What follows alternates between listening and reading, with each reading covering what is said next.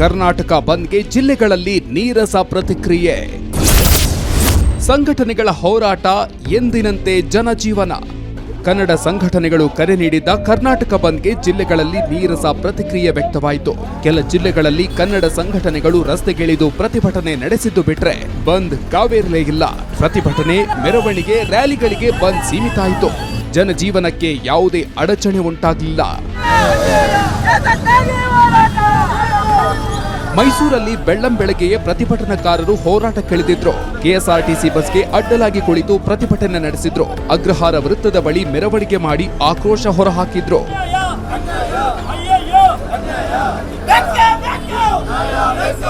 ಮಂಡ್ಯದ ಸಂಜಯ್ ವೃತ್ತದಲ್ಲಿ ಕನ್ನಡ ಪರ ಹೋರಾಟಗಾರರು ಪ್ರತಿಭಟನೆ ನಡೆಸಿದ್ರು. ಈ ವೇಳೆ ಹೋರಾಟಗಾರರಿಗೆ ಪೊಲೀಸರು ತಡೆಯೊಡ್ಡಿದ್ರು. ಕಾರ್ಯಕರ್ತರು ಹಾಗೂ ಪೊಲೀಸರ ನಡುವೆ ವಾಗ್ವಾದ ನಡೆಯಿತು.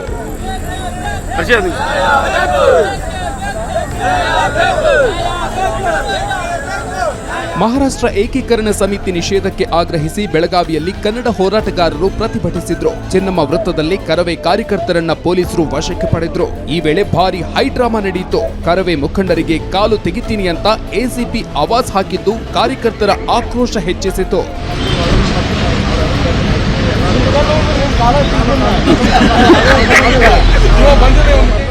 ಬಾಗಲಕೋಟೆ ಜಿಲ್ಲೆಯಲ್ಲಿ ಬಂದ್ಗೆ ನೀರಸ ಪ್ರತಿಕ್ರಿಯೆ ವ್ಯಕ್ತವಾಯಿತು.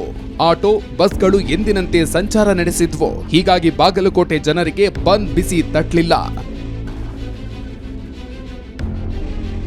ಕೋಟೆನಾಡು ಚಿತ್ರದುರ್ಗದಲ್ಲೂ ಬಂದ್ ಎಫೆಕ್ಟ್ ಕಾಣಲಿಲ್ಲ. ಕರವೇ ಶಿವರಾಮೇಗೌಡ ಬಣದ ಕಾರ್ಯಕರ್ತರು ಮಾತ್ರ ಜಿಲ್ಲಾಧ್ಯಕ್ಷ ಮಂಜುನಾಥ್ ನೇತೃತ್ವದಲ್ಲಿ ಪ್ರತಿಭಟನಾ ಮೆರವಣಿಗೆ ನಡೆಸಿದ್ರು. ಉಳಿದಂತೆ ಅಂಗಡಿ ಮುಂಗಟ್ಟುಗಳೆಲ್ಲ ಓಪನ್ ಆಗಿದ್ವು.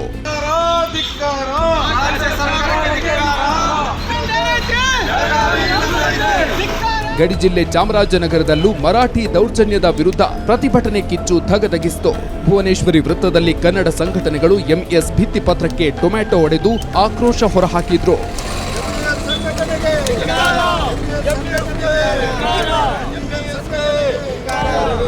ಕಾಫಿನಾಡು ಚಿಕ್ಕಮಗಳೂರು, ಕರಾವಳಿ ಜಿಲ್ಲೆ ಉಡುಪಿಯಲ್ಲೂ ಕರ್ನಾಟಕ ಬಂದ್ಗೆ ನೀರಸ ಪ್ರತಿಕ್ರಿಯೆ ವ್ಯಕ್ತವಾಯಿತು. ಖಾಸಗಿ ಬಸ್ ಸಂಘಟನೆಗಳು ಬಂದ್ಗೆ ಬೆಂಬಲ ನೀಡಲಿಲ್ಲ.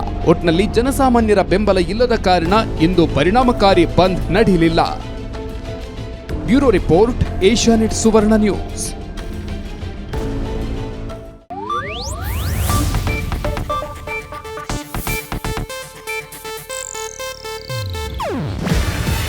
ಇದು ಏಷ್ಯಾನೆಟ್ ನ್ಯೂಸ್ ನೆಟ್ವರ್ಕ್ ಪ್ರಸ್ತುತಿ. ನೀವು ನೋಡ್ತಿದ್ದೀರಾ ಏಷ್ಯಾನೆಟ್ ಸುವರ್ಣ ನ್ಯೂಸ್.